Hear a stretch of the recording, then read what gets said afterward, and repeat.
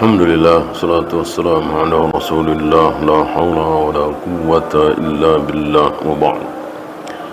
Ada pertanyaan? Apa itu miqat dan di mana saja miqat? Tergantung kita masuk Mekah dari mana. Kalau dari arah Madinah ya di Zulhulaifah, itu miqatnya. Dari arah Yaman, Qornul Manazil. Khusus dari kita kalau naik pesawat mendarat di Jeddah, bukan Madinah ya, mendarat Jeddah itu di Yalamlam. Ya tentu kita tidak tahu, tapi pilot mengumumkan bahwa 1 jam lagi atau setengah jam lagi atau beberapa menit lagi kita akan melewati miqat. Nah, ketika pengumuman ini kita dengar, mestinya kita segera memakai pakaian ihram. Karena haram bagi kita memakai pakaian berjahit ketika kita sudah melewati miqat. Maka kita pakai pakaian ihram. Memakai pakaian ihramnya boleh duluan. Gitu ya. Artinya 2 jam sebelum melewati miqat sudah pakai pakaian ihram boleh, 3 jam bahkan 4 jam boleh, bahkan memakai pakaian ihram dari Jakarta boleh. Yang penting jangan telat. Sudah melewati miqat baru pakai pakaian ihram, kan telat tuh. Nah, jangan. Adapun duluan boleh gitu. Nah, ketika sudah ada pengumuman bahwa kita sudah melewati miqat, baru labbaik Allahumma umratan. Lalu kita bertabiyah, labbaik Allahumma labbaik, labbaik la syarika lak labbaik, terus sampai kita melihat Ka'bah, baru berhenti. Ya kalau lelah ya capek ya boleh berhenti tidur, istirahat, mandi, duduk ya. Artinya memperbanyak gitu ya, memperbanyak. Nah, setelah mengucapkan labbaik Allahumma umratan itu sudah tidak boleh lagi pakai wewangian, menutup kepala bagi laki-laki, menutup wajah bagi perempuan, berburu, menikah atau menikahkan, dan seterusnya ya. Yang menjadi kesalahan besar adalah ucapan begini, nggak apa-apa kita mendarat di Jeddah, tidak usah memakai pakaian ihram dulu. Karena kita dari Jeddah kita ke Madinah. Nanti kita niat umrohnya dari Madinah. Nanti kita niat umrohnya dari Madinah. Lah kemarin daftar travel, cari travel niatnya apa? Ya, ini tidak syak lagi, mirip-mirip kelakuan siapa? Kelakuan siapa? Kelakuan Yahudi. Apa? Hilah, berhilah, ngakalin dalil. Udah nanti kita niat umrohnya nanti aja di Madinah. Emang kemarin dari Jakarta niatnya apa? Ya, tiba-tiba bilang nanti kita niat umrohnya dari Madinah. Ini kan aneh sekali. Ya, buat apa pilot mengumumkan melewati miqat kalau boleh dengan cara seperti itu? Ini ngakalin dari. Nah, karena itu kalau antum umroh tanya kepada travelnya, mendaratnya di mana? Kalau mendarat di Madinah aman, karena dari Jakarta, dari Indonesia ke Madinah belum melewati miqat. Kalau mendaratnya di Jeddah, tanya lagi dari Jeddah kemana? Kalau dari Jeddah ke Madinah, ya jangan ikut travel itu. Kalau dari Jeddah ke Mekah, boleh. Dan sudah pakai pakaian ihram, Dari Jeddah ke Mekah kan tinggal 1 jam kurang lah, langsung kan umroh. Kalau ke Madinah dulu kan 5 jam 6 jam, dan di Madinah bukan sejam 2 jam, tentu 3 hari 4 hari. Masa 4 hari pakai pakaian ihram terus, berat kan? Maka ngakalinya seperti tadi, hilah Yahudi. Ketika safar, apakah mengqasar atau menjamak sholat? Mengqasar. Jamak tidak ada hubungannya dengan safar. Rasul dan para sahabat pernah safar tapi tidak menjamak. Beliau kan sholat duhur, sholat asar, sholat maghrib, sholat isya, sholat subuh di Mina. Jelas safar kan? Tapi tidak dijamak. Diqasar, yang 4 jadi 2, tapi tidak dijamak. Padahal jelas beliau di Mina pasti safar. Orang rumah beliau di Madinah kan ratusan kilometer itu, dan jelas keluar kota kan.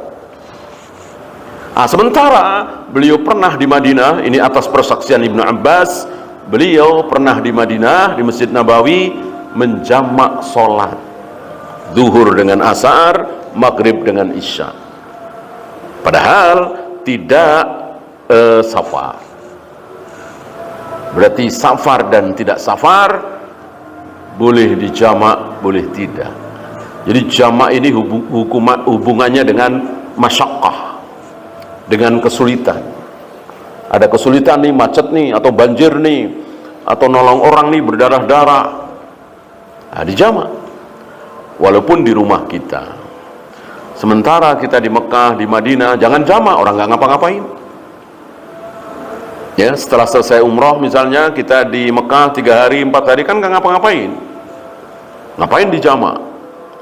Tentu sholat duhur di waktu duhur, sholat asar di waktu asar. Apakah berzikir boleh dalam hati dalam kondisi tertentu? Ya, mungkin berat bagi kita menggerakkan bibir, menggerakkan lidah, maka bisa dalam hati. Tatayur itu apakah termasuk syirik besar atau syirik kecil?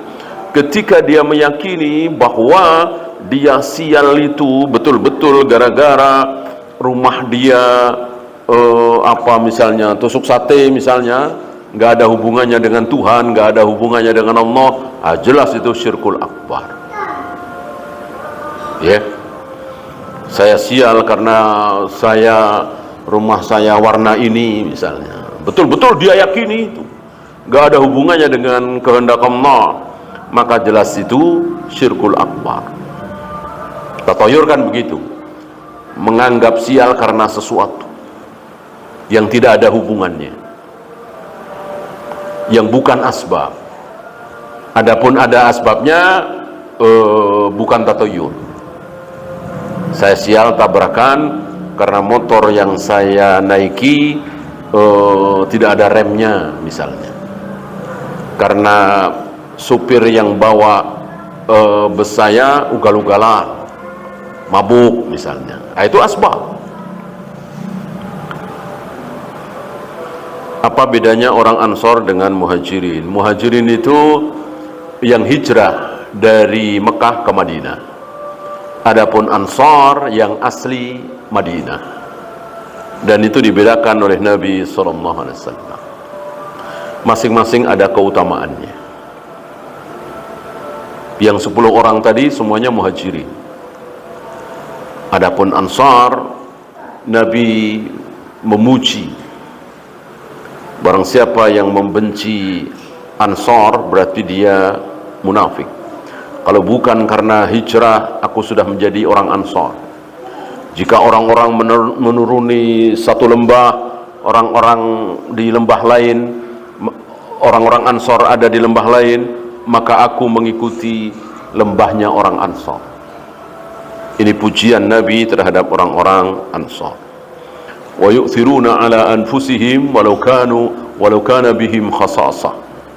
Salah satu sifat yang diabadikan oleh Allah dalam Al-Quran, sifat orang Ansar adalah mereka lebih mementingkan saudaranya, orang muhajirin, daripada diri mereka sendiri. Jadi mereka sendiri butuh, tapi diberikan kepada saudaranya orang-orang muhajirin. Apa benar dalam ayat Bismillahi majroha dibaca dengan majriha? Betul, ini bukan cuman ini. Wadduha bisa dibaca wadduhi, ya. Ini himalah, salah satu qiraah. Ada, ya. Kadang dibaca ihdinaz siratal mustaqim. Kadang dibaca laqad kana lakum fi rasulillahi iswatun hasanah. Kadang uswatun hasanah. Ulaika hum khairul bariyah. Bisa juga ulaika hum khairul bariyah. Ini qiraah sab'ah. Apakah termasuk golongan yang dinaungi Allah di hari kiamat? Bagi mereka yang menangis di hadapan Allah di malam hari karena beratnya cobaan hidup selama bertahun-tahun. Tidak, ini karena sakit dunia, ya.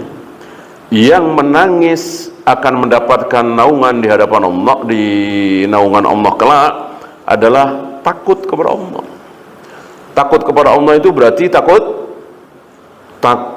nanti disiksa di alam kubur, takut nanti timbangannya terlalu ringan amal kebaikannya, takut melewati sirat tidak sampai jatuh ke jahanam, takut masuk neraka, begitu. Bukan cobaan hidup. Ya, kalau itu ya boleh-boleh saja. Dan baik, tentunya lebih baik mengadu kepada Allah daripada mengadu kepada manusia, ya. Tapi yang dijanjikan akan mendapatkan naungan nanti pada hari kiamat adalah yang menangis karena takut kepada Allah, bukan takut dunia. Wallahu, ya, itu saja. Subhanakallahumma bihamdika asyhadu an la ilaha illa anta astaghfiruka wa atubu ilaik. Assalamualaikum warahmatullahi wabarakatuh.